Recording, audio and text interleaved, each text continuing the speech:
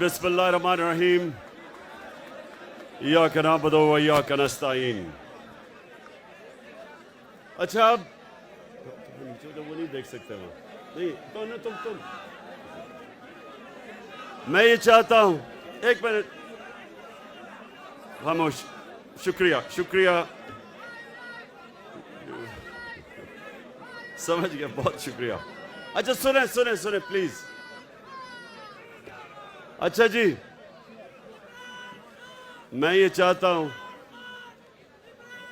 कि बड़ी खामोशी से जो मैं आज आपके पास एक पैगाम लेके आया हूं, मैं चाहता हूं कि आपने सब ने बड़े मुनज़्ज़म तरीके से खामोशी की तरह आपने मेरी बात सुननी है। थोड़ी खामोशी खामोशी, या पीछे बोले ना को। देखें, हर कौम की जिंदगी में एक वक्त आता है जिसको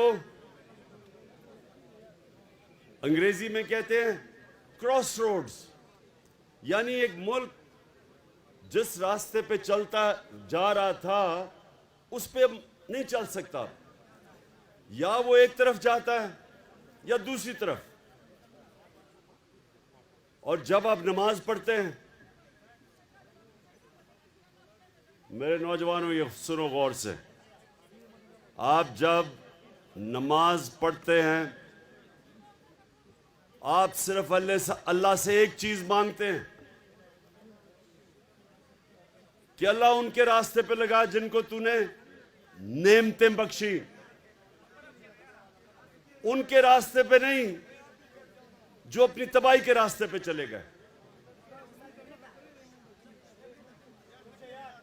तुम इधर बैठ, तुम आप भी बैठ जाओ, बैठ जाओ, बैठ जाओ, बैठ जाओ, आ जाओ, आ जाओ, बैठ जाओ। सामने भी वो देख नहीं सकते, इधर आ जाओ, इधर इस पे बैठ जाओ ना, इधर आ जाओ, पीछे आ जाओ। हाँ उधर, ओहो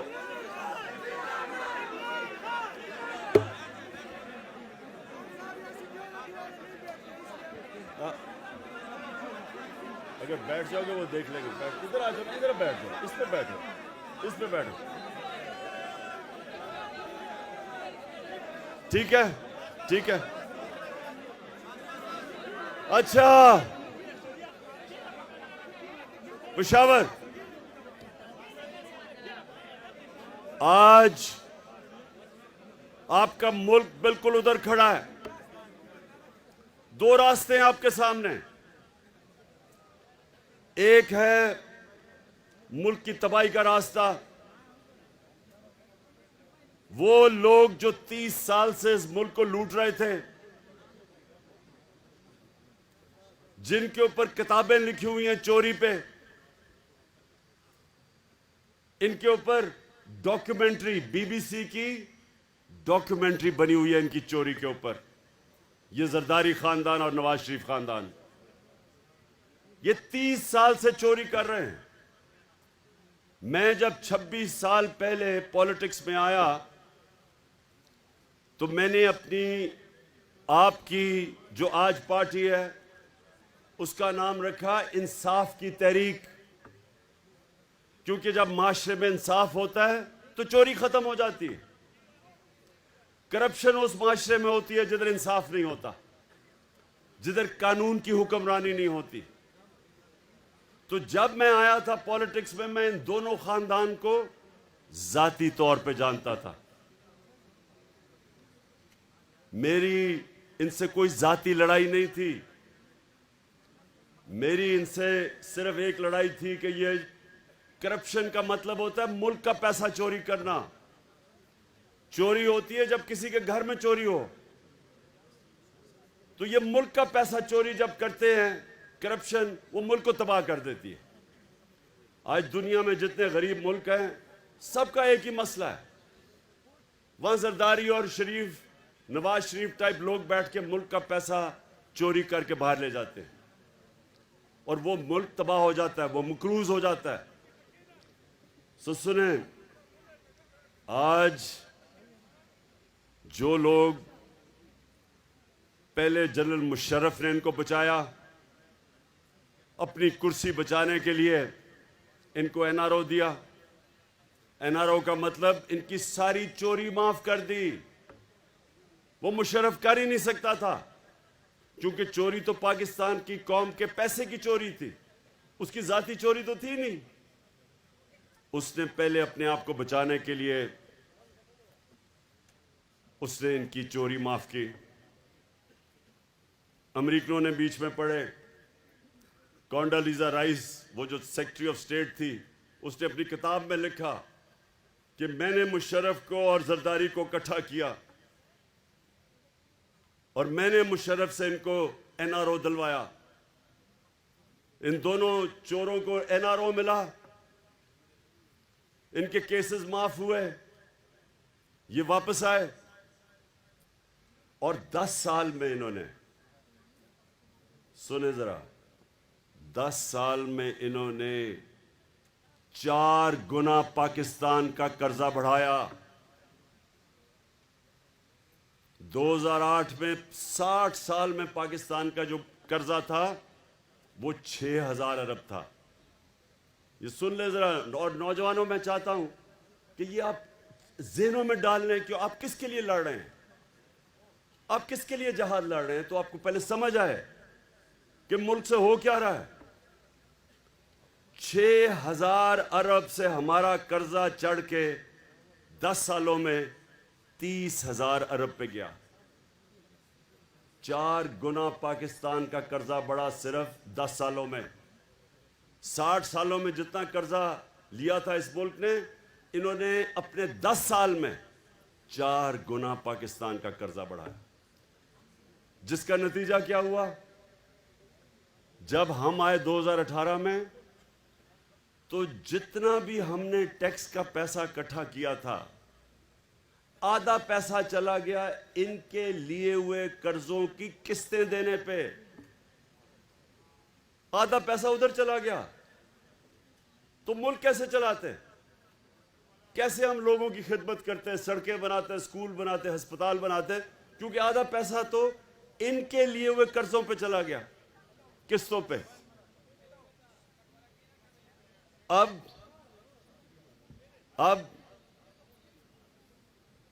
हमें लोगों ने वोट दी 2018 में इन 2 चोरों के खिलाफ, हम इलेक्शन जीत के आए।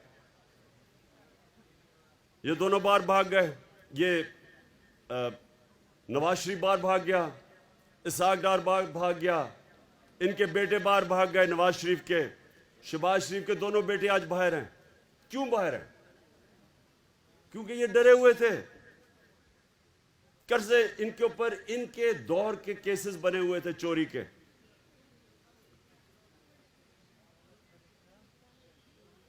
जब ये बाहर चले गए, वहां बैठ के इन्होंने साजिश शुरू की पाकिस्तान के दुश्मनों से, जो चाहते नहीं थे कि इमरान खान इक्तदार में रहे, क्योंकि इमरान खान एक आजाद फॉरेन पॉलिसी बना रहा था। वो किसी के सामने झुकने के लिए तैयार नहीं था। वो किसी को, गैर मुल्क को अपने मुल्क में बेसिस देने के लिए तैयार नहीं था। वो किसी की जंग में शिरकत करने के लिए तैयार नहीं था। इन्होंने पाकिस्तान के उन लोगों के साथ साजिशें की, बाहर बैठे हुए थे, और आखिर में इन्होंने अंदर जो बैठे गद्दार थे इस मुल्क में, उनके साथ मिलके अमेरिकी साजिश के तहत इन्होंने हमारी गवर्नमेंट गिराई। अभी नहीं सुन लो। अच्छा, अब क्या हुआ? ये इक्तदार में आ गए, 20-25 करोड़ रुपए इन्होंने हमारे लोगों को दिए चोरी के पैसे से, और गवर्नमेंट गिरा दी। अब जब ये अब इक्तदार में आए, इन्होंने सबसे पहली बात की कि जी इमरान खान ने महंगाई बहुत की है और हम महंगाई के लिए इसको गिराना चाहते हैं। तो नौजवानों, ये ख़ास तौर पे आपने सुनना है, ये जब इक़्तिदार में आए, ये आज रिकॉर्ड के ऊपर है कि 50 साल में जो सबसे ज़्यादा इस मुल्क में महंगाई हुई वो इन 4 महीनों में हुई। एक चीज़ कहते हैं सेंसिटिव प्राइस इंडेक्स, मतलब ये जो आम आदमी के लिए जो कीमतें, जो आम आदमी को सबसे तकलीफ देती है, मसलन आटा है, बिजली है, ये जो चीज़ें जो सबसे ज़्यादा आम आदमी की ज़िंदगी में मुश्किलात पैदा करती है, कहते हैं सेंसिटिव प्राइस इंडेक्स, SPI। ये हमारे ज़माने में थी 16%,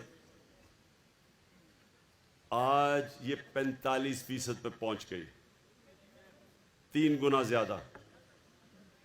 और बिजली की कीमत आप सब जानते हैं, पेट्रोल की कीमत, डीजल सब आप जानते हैं कि हमारी 150 रुपया लीटर थी, इनकी पहुंच गई 250 लीटर और 236। बिजली थी हमारी 16 रुपये यूनिट, इनकी पहुंच गई 36 और टैक्स मिला के 50 रुपये यूनिट, 3 गुना ज़्यादा। तो अब ये कर क्या रहे हैं?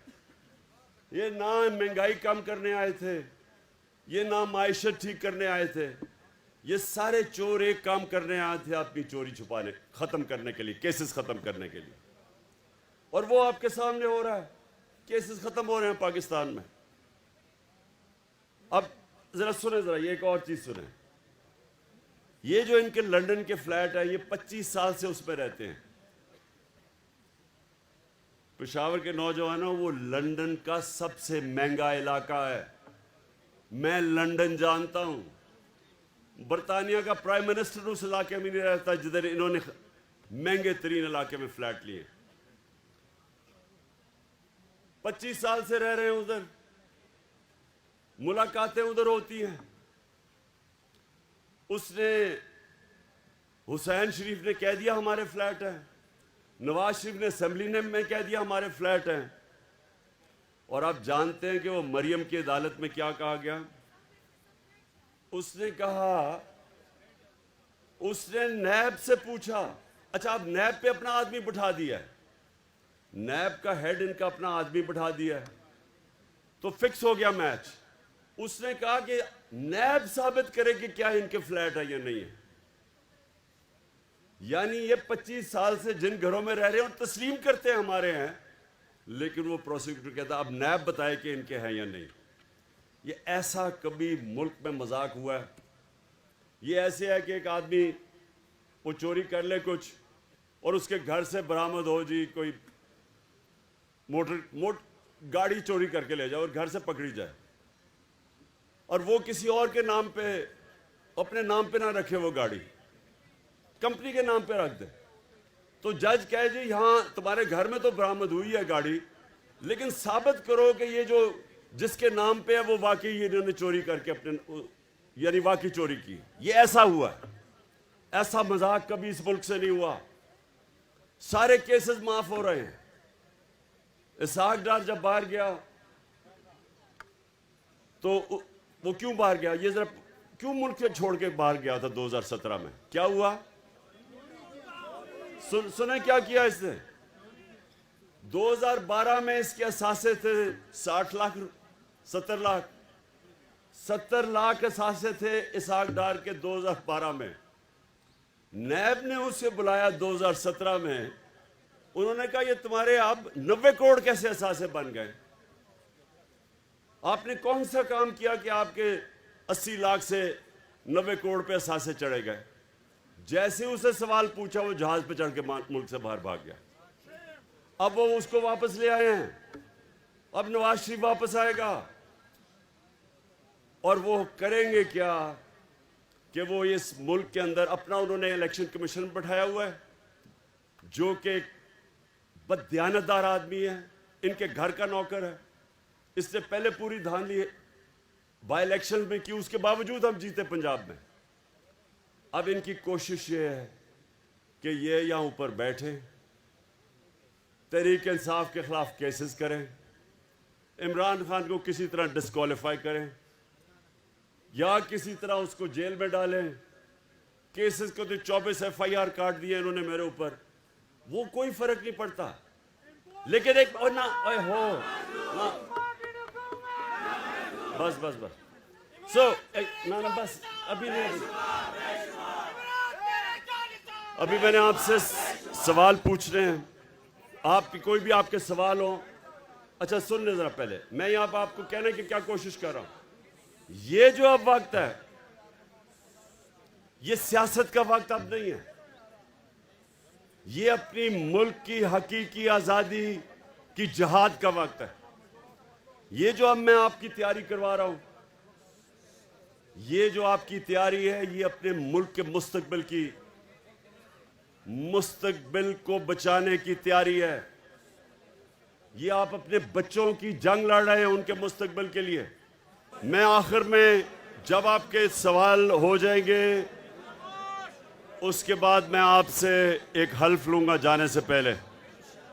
सब ने आपने मेरे साथ हल्फ लेना है जब मैं खत्म करूंगा।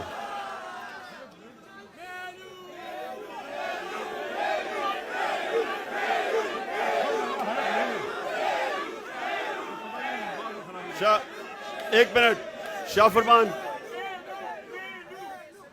एक मिनट आप सारे पहले हल्फ के लिए तैयार हो जाएं।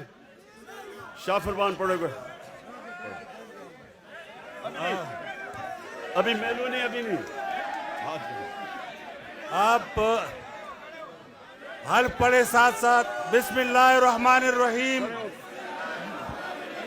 हम अल्लाह को हाजिर और नाजिर जानकर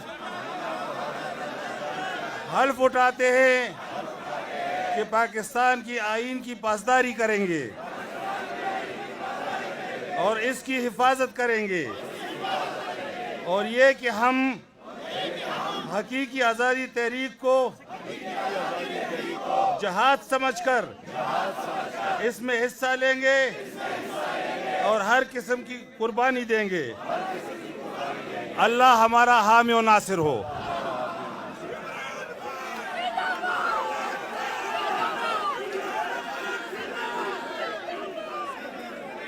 अच्छा जी, खामोशी। 5 सवाल लूंगा मैं, 5। खामोशी ताकि सवाल आ जाएं आपके।